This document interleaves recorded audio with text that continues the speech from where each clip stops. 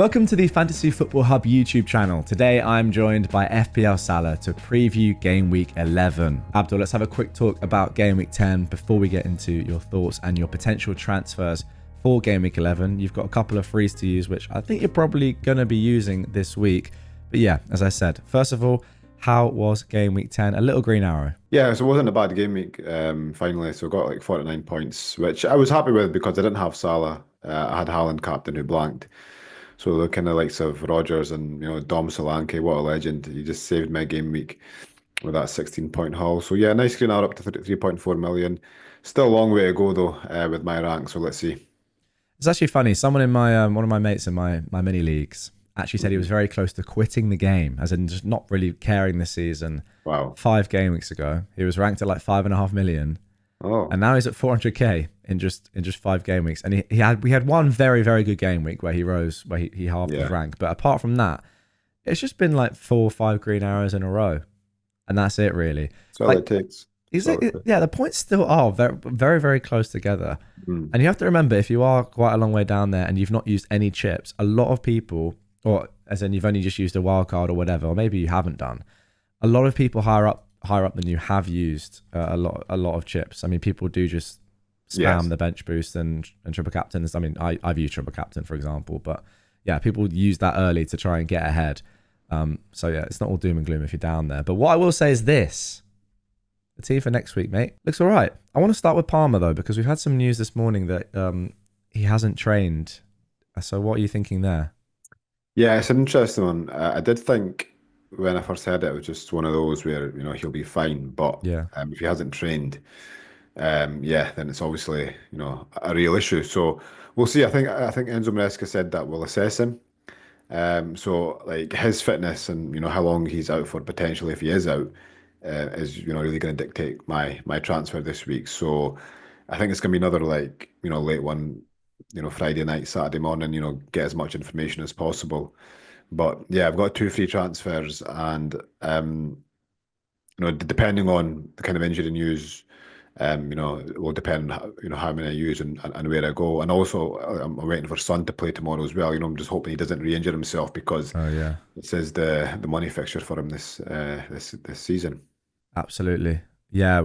I mean, obviously it was disappointing to see him come off early. At least he did get that return and looked Yeah. relatively threatening, I suppose. Yeah, he looked good. I mean, I think he himself was like, annoyed that he came off, but Yeah. Angie did say it was a planned sub, so nothing to worry about in terms of injury. Just hoping he gets maybe like, a good maybe 60, 70 minutes against who are they playing tonight? Sorry. Tomorrow, sorry, they're playing It's tomorrow. Against someone in the Europa League. I'm not sure who. in the Turkish. I think they're traveling to Turkey. So yeah, I mean, if he gets a decent amount of minutes there, that's going to be good. I'm hoping he gets at least like 70 to 75 minutes against Ipswich. I think that's kind of optimistic but realistic. Let's talk captaincy then. If he does look good and comes through that game well, is he a potential captain option for you this week? Obviously, he does have the plum fixture really out of any. Yeah. I mean, if he was like, a fit 90-minute Son, he'd be easily my captain this week. I think he's by far the best option, but he's not. So at the moment, he's probably not in consideration until I see, how many minutes he gets tomorrow. Solanke is an interesting choice, because Spurs are actually top, for goals scored and XG in the league so far, whereas Ipswich have conceded the second most goals and got the worst XGC in the league. So this is a prime fixture, and Solanke is going to play 90 minutes. Richarlison's injured as well. We just got news this morning he's out for 4 weeks, at least. So Solanke's there as well. But my captain this week is just going to depend on my transfers. Whether I get Salah in this week or not, whether I go without, depending on Palmer. So it's captaincy is so up in the air for me this week. Let's yeah, it's interesting with I've got Solanke, but I also have Salah, and I'm pretty set on going Salah over a Tottenham player. But it is very impressive. Like if you go back and look through, I'll get them up in a second actually. You know what? I'll get them up now. Okay, so here are here's Solanke's scores over the season, right?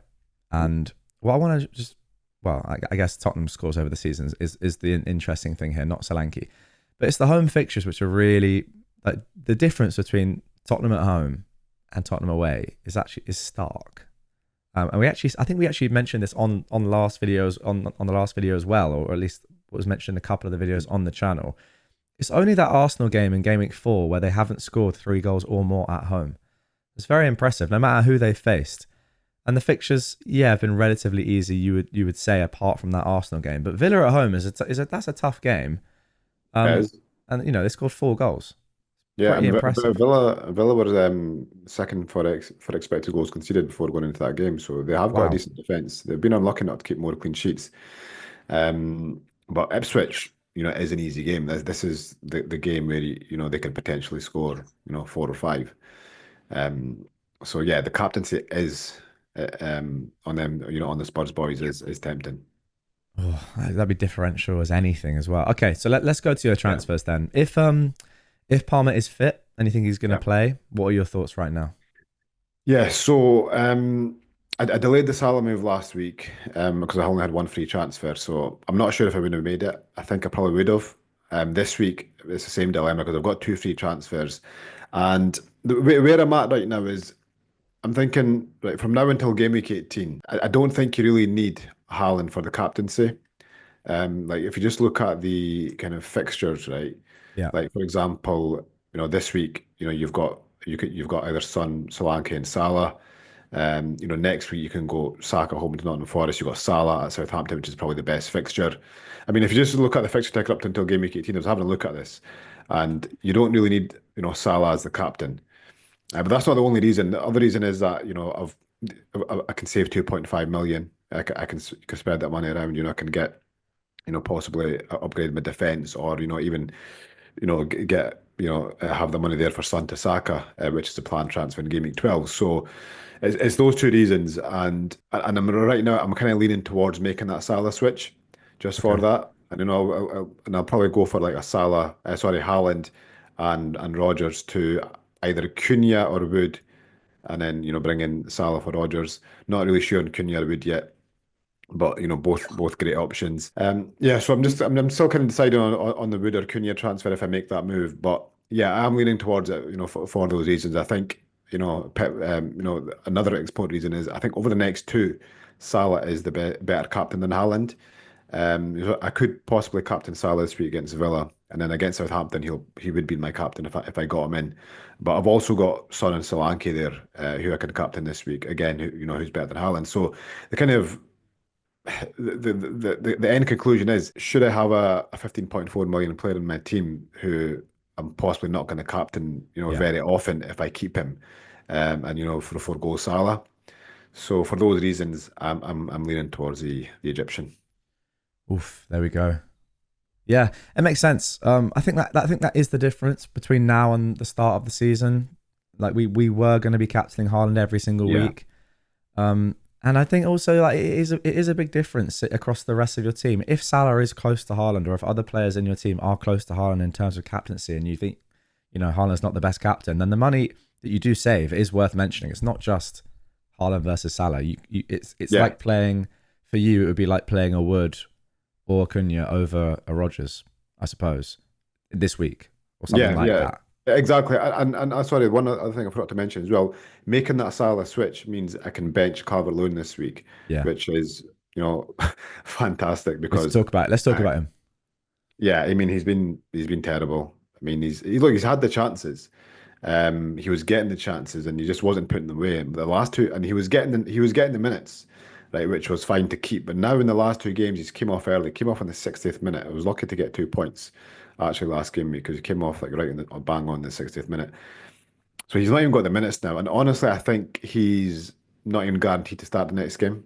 I think he's probably 50-50 to start Yeah, against West Ham. It's a good fixture, but is he going to start? So, making that move, because if I don't bring in Salah, I'll need to, play Rodgers ahead of Calvert-Lewin, who's got Liverpool. So that's another reason to make that move.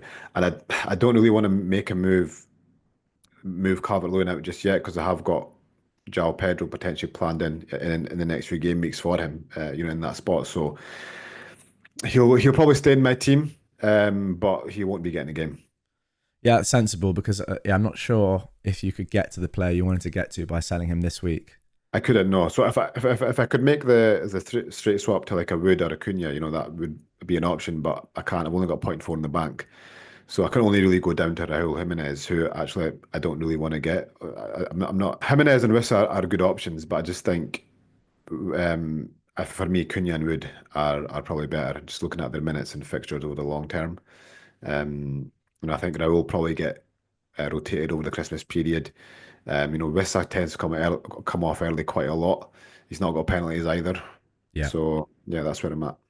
Yeah, I'm already thinking as someone that brought in Jimenez last week that might have been an error. I sort of did it for budget reasons because I wanted to Mm. had the money ready to get Saka in game week 12 and go from Johnson to Saka. But yeah, sometimes you can't think too much about budget when one player is better than the other. I did think it was pretty close between Jimenez and Cunha though, but we will see. Yeah, it is, and it is. Look, if you're taking the price into consideration, that's Yeah. definitely something you should look at, and it's why he's in consideration and why he's so popular. And I still think Jimenez is a great option. Okay. And I know he's blanked in the last two games, but he's still a great option. I still think his place is really secure until we see a string of bad performances. I think up until we get to that Christmas point, he might be a rotation risk, but there's plenty of games to go until then. Yeah. Last player I want to talk about in your team before we get into your recommended transfers and see if they line up with what you're currently thinking is Lewis. A lot of people have him. I have him. I feel like I'm like he's not really done anything since we brought him in, but he still plays for Man City and has still played the vast majority of games. Obviously, he came off the bench in the last game Yeah. and played importantly in the Champions League, but they're so low on players anyway that does any of that really matter? What are you currently thinking with Lewis and I suppose City in general if you're considering selling Haaland too? Yeah, see, it's not looking good with City. I think looking at their team overall, losing Rodri and KDB's looks like it's had a negative impact. They got beat 4-1 last night from Sporting, which is unheard of. So they're clearly not the City that we're used to. KDB did come on for a few minutes, so I still don't think he's anywhere near a start, but it's obviously better news for them going forward. In defence, I don't really trust them anymore. They're not the City of last, of previous seasons when we're looking at defensively. It's not like they're conceding like lucky goals. I mean, they're actually been conceding a lot of chances, and the teams that have scored against them have deserved it. But Lewis is only 4.8 million. I think I got my 4.6. For me, he's not a problem yet. If it was maybe like a Guardiola or, maybe if he was more expensive, then yeah, I'd be looking at potentially moving him on. But I think right now, I think I've got bigger issues, like for Okay. example, Calvert-Lewin, like a potentially injured Palmer. So he's kind of staying on that basis. If you had no issues with your squad, you had a few free transfers, then I think moving him on is actually quite fine. You could move him on to like a Dallo or, you know, you could upgrade him. I think for me, my night defense over the next three, the new manager coming in is, quite attractive. So that would be, a move I'd be looking at. But I don't think he's, like a big problem just yet. Okay. I'm going to give him a few more weeks and see what happens. Okay. Yeah, that makes sense. And in terms of playing him this week, would you play him over Mykolenko? It's close on the predicted points, but yeah, they're both a decent way behind. Ait Nouri, who's got a great fixture, and even Yeah. Gabriel with his tough fixture. Yeah, I think I'll play Gabriel regardless. I just think Arsenal defence, is going to come good soon. Wouldn't be surprised at all with a clean sheet at Chelsea. Not Yeah. not likely, but he's got the attacking threat as well. But yeah, I'll play Lewis over Mykolenko. I guess if we get early team news, then of course I'll bench him if there's news of him being benched. But yeah, I'll take the chance. I think I wouldn't look too much into that benching last week just yet because Pep was talking about all these injured players like Walker and whatnot, and then saying that out until the next international break, but then they ended up starting. So Yeah. I think he needed that rest, Lewis, because he started so many I don't know how many games in a row he started, but I think that rest was due if Walker was there. So wouldn't look too much into it. I think he's still one of those. I think right now he's in kind of Pep's good books, and he'll start as many games as Pep can physically do really. Yeah, I was a little bit concerned with how he played yesterday. He still looks a bit rusty. Like he was getting bullied a little bit off the ball. A couple duels that I was thinking, oof, he's got to be winning these, but he's not. He's not really that sort of player anyway. That's not really his Yeah, job. he's not. He's quite. I mean, he's small and he's more of like I'd say a midfielder or Yeah. embedded, like the way Pep's been playing him. I mean, he's not going to ever be a physical player. And I think I've seen games where he's, I've thought, okay, he's getting hooked at half time here. He's been, beating the air. He's kind of, his position and stuff. But Pep's kept him on, and yeah, and for that reason, I think for now he's fine. And it's like a problem I'm going to deal with. I said, give it a few weeks. If he's, benched in, one of the next 3 games, then yeah, it'll probably be an issue. Okay, mate. Let's round things off in this video with having a look at your AI recommended transfers. Now, I'm going to stick my neck on the line here and say that these might be the most interesting recommendations that I have seen so far this season, because these are pure go off the numbers rather than the fixture, the individual, the team even.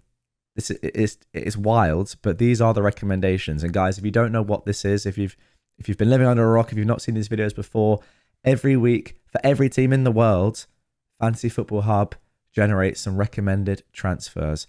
So if you want recommendations for your team based purely on data and predicted points, then you can get your own recommendations personalized to your team by going on the website, signing up to Fantasy Football Hub. Abdul, first transfer, and I'll do this in reverse order to make this a little bit more appealing for you, is really good. Lewis out, Gvardiol in. Okay. Pretty solid, right? We've just talked about Lewis. Not really a, yeah. He is a minutes risk, and I think that's shown on the predicted points over here on this graph on the right. Gvardiol is just he's high above him. And a word on Gvardiol as well is just his goal involvement again this season is pretty unbelievable. I don't know if I don't know. I don't really want to say it's luck. He's getting lucky. Yes, he's outperforming his XG, but he did that at the end of last season as well. Look, he's got a good shot on him. Yeah. In that shell. He's great in the air. He is great in the air. He's a good finisher. We've seen that. And yeah, I don't think it's luck, because watching the games, he's always there and thereabouts in the box, on the left, getting crosses in, getting the end of headers. So yeah, great option. But I just think, I do think that's quite I don't know. I'm quite surprised at that move as well, because with City's next 3 games, against Brighton, Spurs and Liverpool. But I guess it's just taken into consideration as attacking threat. Yeah, I think it's quite long term as well. After those 3, it does get a bit better for City. Yeah. And then to fund that, this is the move which is just, I'll go as far to say it's crazy. I would never ever make this move. It's Solanke to Wood this week, which just seems a bit ridiculous given Solanke's fixture. But looking at the predicted points, unbelievably, according to the data, Solanke and Wood are expected to score relatively similarly this week, which I think is crazy. But it's one of those that we're going to have to come and look back at this one next week and judge it then, because looking at this now, you would never do this, would you? You'd never make this move. Never, not even for Chris Wood.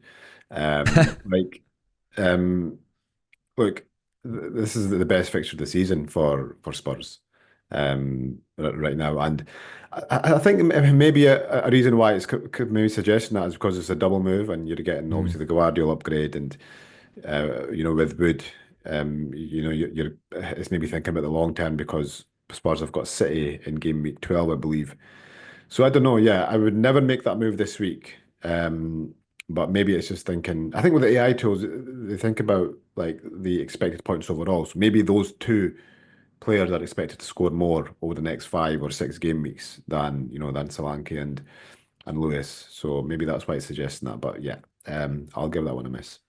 Yeah. There we go. It is kind of the one thing that I will say with this, and I'm happy to admit on this occasion, I would never do this. But what it does tell you is just, well, I quite like this. Like players like Solanke are not going to score 2-3 goals every week. Like this week, Solanke, like a human might say, okay, I'm expecting Solanke to score 13 and Wood to score 6. But yes, that might happen in any individual week. But if you extrapolate that over a season, it physically can't happen every week. And it won't happen just because of the fixture either. Like Solanke is not going to score 2 goals in every easy fixture. So I think that is why sometimes it is good good to look at predicted points just to sort of maybe calm your expectations a little bit. Does that make sense, Abdul, what I'm trying Yeah, to no, say? definitely, and that's what I look at, because that's what you've kind of got to look at, because if you've got Solanke, like, at 6.9 expected points, for example, like, obviously you can't even score 6.9 in the first place, but Yeah. I see it as more of a rating, like, rather than kind of if you see it more as a rating than expected points, it's easier to kind of digest, I think. When if a player's rated at 7 or a player's rated at 9, then it's more like that rather than the actual points scored, because as I said, we know that they're not going to get. I mean, there's a reason why, like, like for example, Southampton at home, Haaland, you'd be thinking 13, 14 points, but a model would never Yeah. expect that many points for a Haaland, even though it's probably quite likely. Yeah. I think that is a very good example. Just Haaland over the last four hasn't once outscored his predicted points, but obviously in the first whatever game weeks he did massively, and I think that's the Yeah, thing, that the prediction cannot be a 18, or it also won't be a 2. It has yeah. to be a general middle ground, I think. So, like, if you go back to the predicted points, like for Haaland from Gameweek 1 to now, how different is that to his actual points? Yeah, that's a good point actually. Because looking at like some of his individual scores, that the differences are obviously crazy, as we've just talked about. Mhm. But he's on 77 points right now, and looking back, first 10 game weeks he's been predicted to score roughly 73, 74 points. Now week on week, obviously that's been massively wrong or massively like over or under, but Mm. generally, yeah, Haaland has slightly outscored what you'd expect him to. I mean, he's scored 10 goals he scored 11 goals, sorry, in 10 games, which is more than you'd Yeah, expect. And he's slightly more than you'd expect. And then he's, yeah, got slightly more that's a lot points than closer you'd than I thought. expect. Like, that's quite impressive. Like 4 points off. Yeah. I mean, you could say that's you could say it's to be expected if you're sort of averaging it, but that is kind of the point Yeah, that's the point of the point predictor. Like, exactly. we show the next five is the main thing when on the selection, like you see the next five on screen of how many points they're predicted to score over the next 5 game weeks. Is this column on the right, and Haaland's at 32. Again, like, if you're not sure, come back in 5 game weeks time and add it up. Remember, I can do this myself. We'll remember 32 and see how close it was. It probably will Yeah, be in and around that number. If I guess the individual game week scores might be a little bit different, but that's kind of how it has to be, because you can't predict 1 week who'll get 15, 1 week who'll get 2. It's impossible. yeah, yeah, exactly. So it's an average. Exactly. So there we go. That's going to do it for this one. Thank you very much, Abdul, for your tips and advice as always. We will see what you end up doing with your team in your Mm. final team reveal article on Fantasy Football Hub. It's one of my favorite things to look at every week, seeing what the experts actually end up doing, because yes, you can have an idea in principle when we do our videos, but there's a lot of information that we don't have when we record these, obviously, and we can't record them all at, post 6 o'clock on a Friday. It's never going to work. So yeah, to see what you actually end up doing and see how your thinking actually formalizes itself into a move is very Yeah, interesting. If you want to see that, sign up to Fantasy Football Hub. It's 30% off right now, and it's not going to be for too much longer. I think that deal is going to run out pretty soon, sometime in December. So make sure you get on that before that goes away. Abdul, good luck, and we'll catch you on the you next one. too. Thank you.